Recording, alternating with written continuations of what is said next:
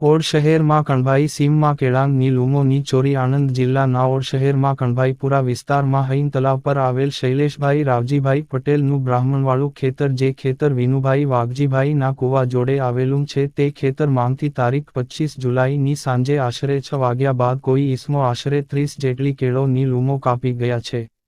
ખેતરમાં અમુક જગ્યાએ તો કેળો ઊંચી હોવાથી કેળાંગના છોડને નમાવી નાંખીને લૂમો કાપી ગયા છે।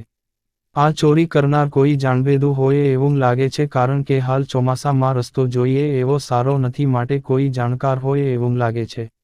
સીમ વિસ્તારમાં ચોરીના બનાવો બની રહ્યા છે। પોલીસ દ્વારા પૂરતી તકેદારી રાખવામાં આવે છે છતાં આવા બનાવો બને છે।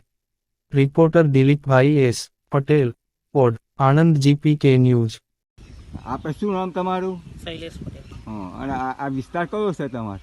હૈન તલાવડી કણભાઈપુરા। હા, અને ખેતરનું નામ? બોમણવાળું। હા, એટલે શું તમારો બનાવ બન્યો બોલો? ખેતરમાંથી 2 દિવસ પહેલાં અમે રેગ્યુલર કેરું કાપ્યું, ત્યાં પછી કાલે રાત્રે 6-7 વાગે લગભગ કેરું 25 થી 30 લૂમો કપાઈ છે કાલે સાંજે? 25-30। અને અંદર મેં છોડવા હોવું ભાગી ગયા છે, બરાબર? છોડવા નમાઈને કાપેલા છે। હા, આ કાલનો આ બનાવ બન્યો છે, બરાબર? આશરે કેટલું કેરું હશે? 60 મણ જેવું।